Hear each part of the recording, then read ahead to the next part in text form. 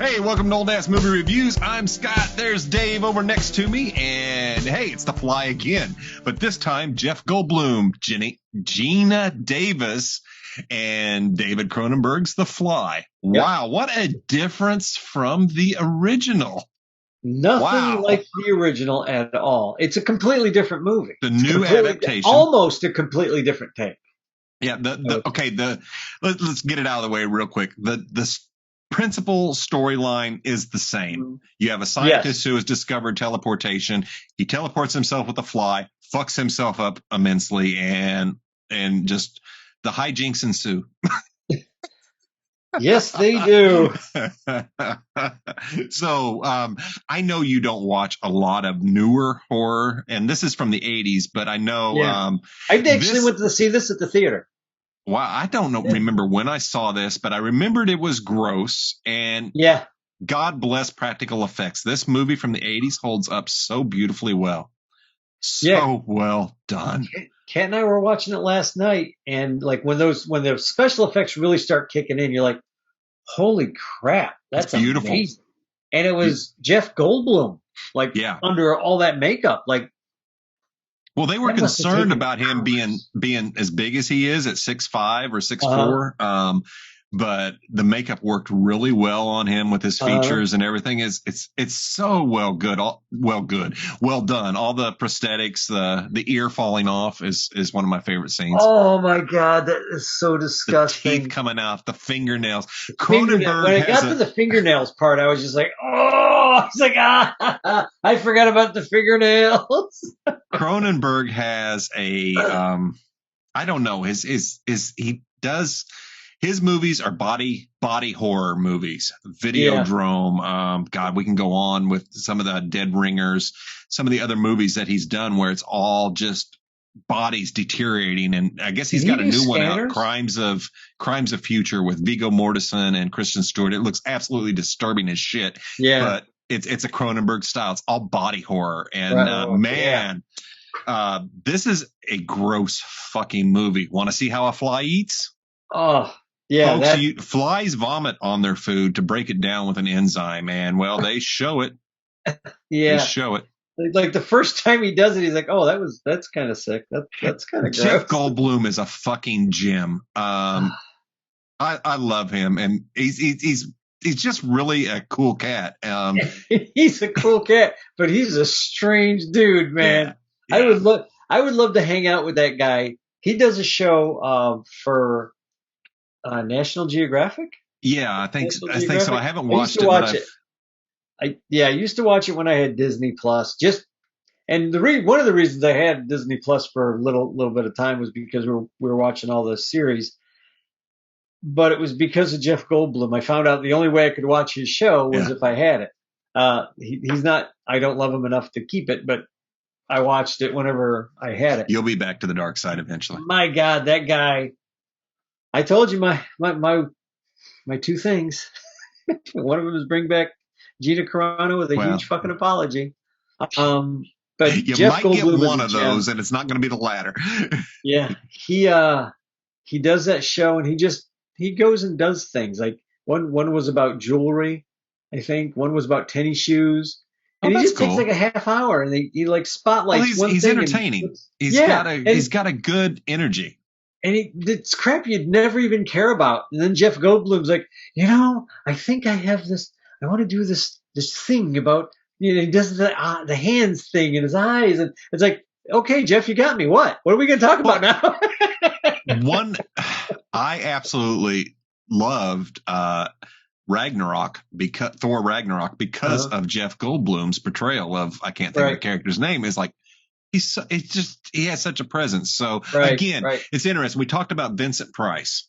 Yeah. Having such a screen presence, such an energy. Yeah. Jeff Goldblum, I feel, can channel Vincent Price. He's very young in this. This is like one of his first big movies. Yeah. He did, Earth Girls Are Easy, and I think with Gina Davis again. Oh, I have never seen that. I'm sure I didn't miss much. And I honestly, I don't remember whether I saw it or not. I just know that he was in it. Gina Davis was in it. One of the guys from In Living Color was in it. The white guy from In Living Color was in it. Can never remember his name. Jim Carrey. Jim Carrey. Thank you. Oh, I think it okay. was Jim Carrey was in it. Like just had this very odd group of people who were supposed to be from Mars or something, and they had to shave themselves because they had fur. They were all covered in fur. That's all I remember about it. That's really all I remember Stupid. about it. It was stupid, but he was in that movie with Gina Davis, and I don't know whether they were dating or if they got married after this movie or not. But they were married for a little while. They had really good chemistry. I liked the Yeah, chemistry. they do. Poor Gina Davis's character is just And she she went fell in through love the with the ringer. guy real quick, and then just that shit starts happening. It's like, holy crap. Yeah. So for our listeners out there, if you haven't seen this and have a strong stomach, this is definitely, I consider it a must watch, because it is, if you like horror movies and want to see the progression of horror, and this is horror is one of those genres that has so many subgenres underneath it, so many different kinds of horror. This is a body mutilation horror film. It's disgusting, and it's made to make you disgusting. It's also a warning about science too. It is. What can go wrong? Everybody's like, trust the science. This guy trusted his science of teleportation. Didn't work out because he didn't dot all the I's and cross all the T's like he was supposed to. Yeah. Again, just like in the original, got a little impatient. Yeah. Was ready to be famous. Well, you're famous. He wanted it so bad. He wanted to do the right. He was all doing it for the right thing. You know, he was doing it for the right reasons. Just there is really bad for him. There's a scene they cut from this movie where Seth takes a cat and the baboon and somehow ends up merging them, and then beats it to death with a lead pipe. Jeff Goldblum's character? Mm-hmm. It's cut from the movie because, and rightfully so, test audiences saw that and lost all sympathy for Seth Brundle at that point. Yeah, I would see that. I could see, There's also a scene that didn't get shot that I was reading about. Now, this is a great one where I guess he's out on the street and he vomits on a homeless woman's head. Oh! That was in the plans. But they thought that would just put him too far. You would have no empathy for him. And I think it's important to have empathy for that character. Yeah, he did some fucked up things, but you felt for him. Now, if he'd have done that, you would not have felt for him. You could see him going mentally unstable, and you could see him fighting it the whole time. Yeah. Now, had it been an accident, if they had written that where like he was like up against the wall, falling against the wall, and she was, he like trips on her or something. Yeah. They might have been able to pull that off. But you can't just no, that's better. Sometimes in Hollywood people everybody screams for a director's cut, and thankfully they had the sense not to leave that scene in and take that out. You can see the scene on YouTube. It is out there. It's disturbing. I watched it a long time ago. I was like, and there's a similar scene in The Fly 2 with the dog, and that makes it very hard to watch. And again, you can mutilate people all day long. I don't give a shit. Leave the animals out of it. See, with The Fly 2, because there is a sequel to the Brundle Fly. 2 reasons I didn't like it. One, you didn't need it. This had the perfect ending. You didn't have to find out. You could just assume that Gina Davis. Spoiler again, Gina Davis's character gets pregnant. So she's assuming that she's gotten pregnant by Seth Brundle, who is Jeff Goldblum. She's assuming that she got pregnant after he had the fly DNA mixed with his, and she's freaking out. Well, she wants to get rid of the baby. But you can also assume that maybe she got pregnant before that. So you're not really sure when, because they were fooling around before he puts himself through the machine.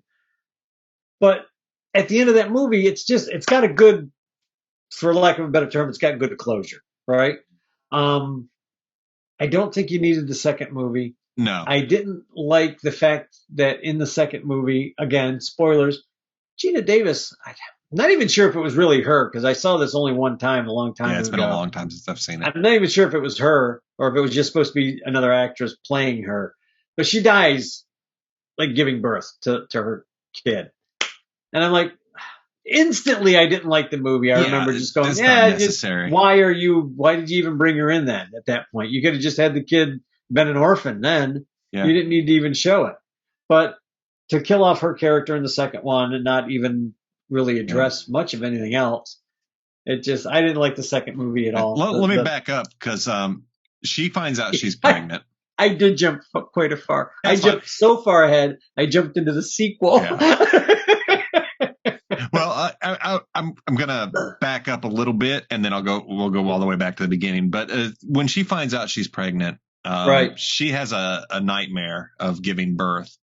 Yeah. To a maggot. Yeah. It is a great scene. Now, if you have sharp eyes, you will see the doctor is David Cronenberg. Is that who that was? Yep. Okay, a young David Cronenberg. Yeah. That's funny. And it always kills me because this is not a Star Trek show, but I like Star Trek Discovery, and he is a main character on there. So every time I see him, is like, when are we going to get to see some gore? But he's not. He's all in a suit, and he's like a politician. It's like, oh, that's funny. That's very funny.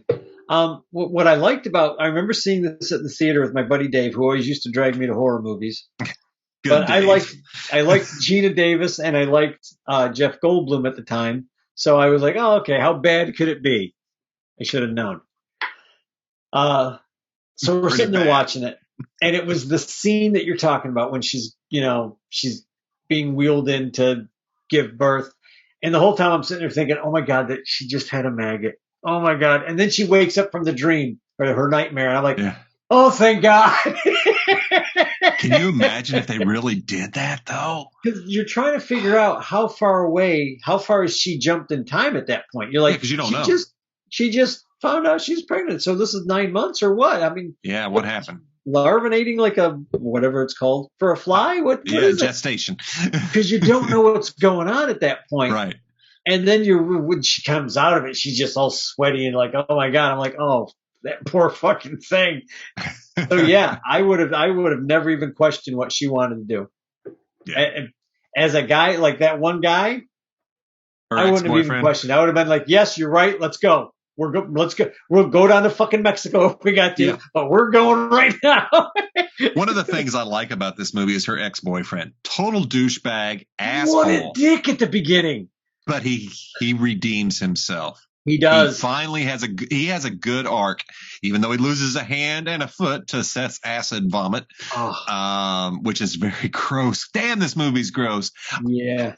But he saves her. I mean, everything he did from the point that he found out what Gina's character was going through, everything that he did was to help her. It was never, because initially you start feeling like, oh, he's going to try and just get revenge. This is just going to be a revenge thing. And then he finds out that she really loved this guy. Yeah. Oh shit, that's what that guy is. Oh shit, she's going to have a larva.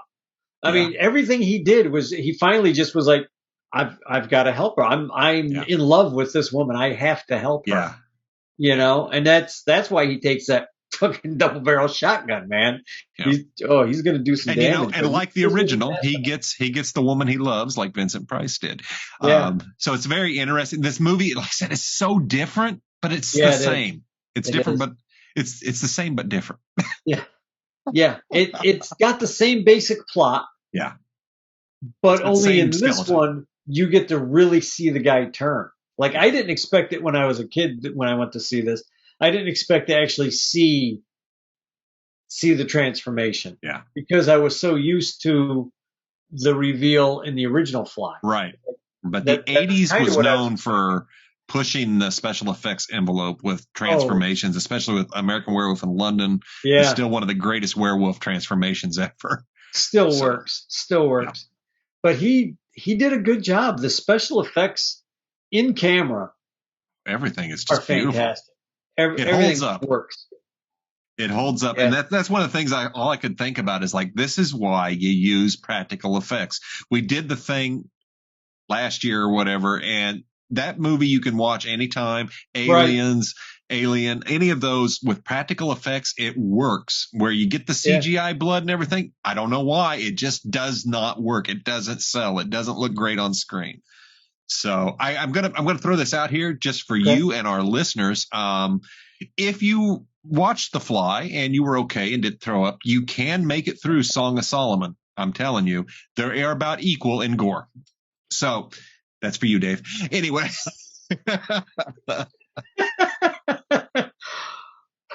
You know what? It's not even the gore Okay. for Song of Solomon. It's the content. Gotcha. I have this thing, like, I vaguely remember seeing parts of The Exorcist. Okay, so it's an exorcism. Can't issue. do that. Gotcha, like, Dave. I can go to a certain point, and then there's just a part of me that just goes, "Step back, devil." Yep. Get behind devil, me, get Satan. behind me. Devil, I'm with you. behind me. I'm with you. Okay, so I thought for some reason I thought it was the gore. Gore. Okay. Gore, I'm not big on, but I saw so many zombie movies with David that it's just like, okay, it's a gore, got it. Okay.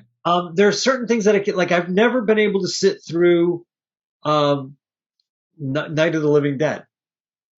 The very first one, the black and white one. Really? I've never been able to get through that. That to me is like one of the creepiest zombie horror movies ever. And most of the horror actually happens in the house with the people. Mm-hmm. Like, that's just, the zombies are just a thing that's going on outside. It's what goes on inside that's like even creepier. And again, that's another movie that I prefer the remake to. Really? Okay. That makes sense. I can see that. Same way with Dawn of the Dead. I love the remake better. I don't know. Children Shouldn't Play with Dead Things was a good zombie movie for me. I need to see that. I think you need to see that one. I need to see that. If you want to see a pretty good zombie movie, it's the first zombie movie. I'm going to spoil something here real quick. It's the first zombie movie that I ever saw, a zombie that was actually inside the house before they're a zombie, and you forget they're in the house. Oh, shit. Until they get to a certain point, and then you're like, oh, shit, that dead person's up there. And then it's too late.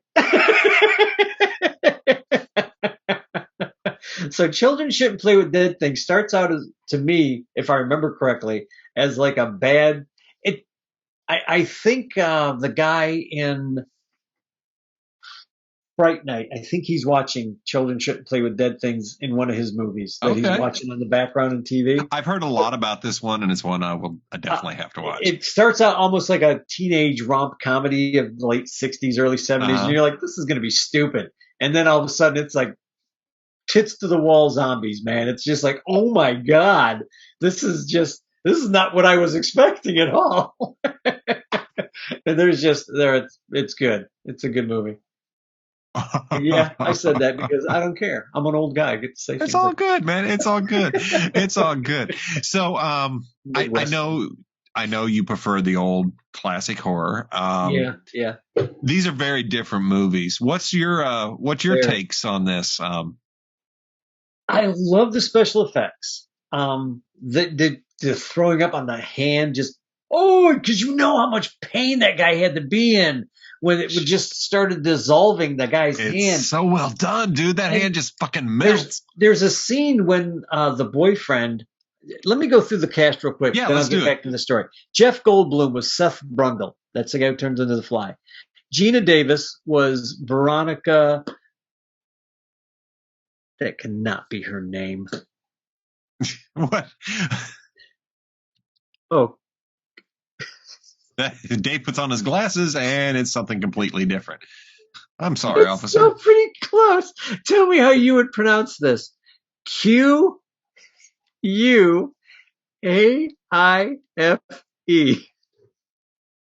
A-I-F-E? Quaife? Okay. I'm going to go with Queef. Quaife? Queef? The jokes, they write themselves here on Old Ass Movie Reviews. Yeah, that's probably why her name is never mentioned. Veronica. John Getz was Strathis Borans. I think that was the boyfriend. I think that was the old boyfriend. Yeah, it was. Yeah, because I remember he had a unique name. Sorry, that one just threw me off. Anyway. Okay, come on.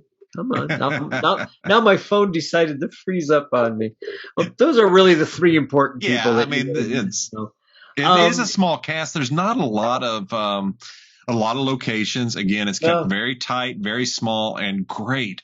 Damn, some great special effects in the this. script was really tight. The script was spot on. Dude, once The this only movie thing- started rolling, which was early on, it did not stop. And The that's only what I thing liked. that I would have thought of is they would have stretched out the romance a little bit more between her. Look at, we got a visitor. Yeah. We got a visitor. There she It's is. like, hey, what's going on? Look, I'm tearing the fabric of reality. She. Oh, gee, she's gonna tear that shit down. That's funny. Oh, that would be funny. Boom. And that's it for our podcast. Scott The just illusion got is killed by his gone, cat. folks. The illusion is gone.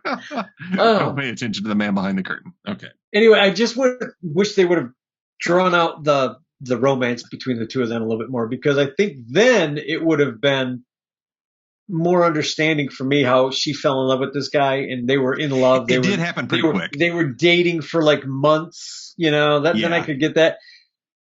I could see her being terrified of the thought of having, a fly larva in her. I would get that. Yeah. I'd see her just totally freaking out at that point. But to have so much love for the guy, unless part of it was her falling in love with him already and then seeing what was going on with him and her thinking, oh my God, this is the man that I could have loved the rest of my life. And he's just literally falling apart as the years gone up. It's really sad. It's really a sad movie. Yeah. And it's, there's nothing happy about this. It doesn't really have a happy ending at all. It's just fuck. Don't fuck around. You're going to find out. Yeah. Science is, you don't want to mess around with a teleporter. Scotty, I mean, if you're going to get somebody to help you with a teleporter, Scotty. I know. He made some great stuff with transparent aluminum for me recently. Well, Oh, great. That's I can put some supposed to be whales. good stuff. Hold on to that until after the nuclear war, because that's coming. We're going to need it. We're going to need the transparent aluminum. I wear a transparent aluminum foil hat too, but anyway. I'm going to need one of those. You can't tell it's on, but it's there. I'm going to need my tinfoil back, especially when we start a new show. Do you want to talk about that a little bit before we? Other than, let me give my final thoughts on the movie. Okay. Sorry. I love this one. I love the practical effects. I may have already said this. It's just, I'm a sucker for great effects. I love just seeing it done and making me believe and forget that I'm looking at a bunch of latex, silicone, and chocolate syrup. You're right. Yeah. So folks, we do have a new show coming. It's called Neverworld Podcast, and Dave and I delve into our other hobby, which is aliens, ghosts, supernatural, religion, philosophy, archaeology, you name it, just trying to find answers and find our way through this crazy world. So we'd love for you to come join us when we start that, and we will definitely keep you posted on that and look to have some very entertaining topics coming your way. It will be a free-for-all fest of what we enjoy talking about most, which is just conspiracy theory type stuff. And no answers will be given. Theories will abound, and then I'll give you my opinion and say it's an answer. How's that? That works. That works. Because we sure as hell don't know. Got no clue. But I got questions. But I'm going to talk. Yeah, it's the questions. I like the questions that we come up with. Absolutely. So again, folks, join us. Please do. If you liked our show, please hit the like, subscribe, share. Tell your neighbor, hey, there's these two old ass guys and all they do is talk about movies and they're entertaining. And they're going to look at you. What's a podcast? I don't know. But, crank up phone. Yeah, exactly. So thanks again. Definitely check out The Fly. And we will see you next week with another surprise. Yeah. Cheers. Cheers.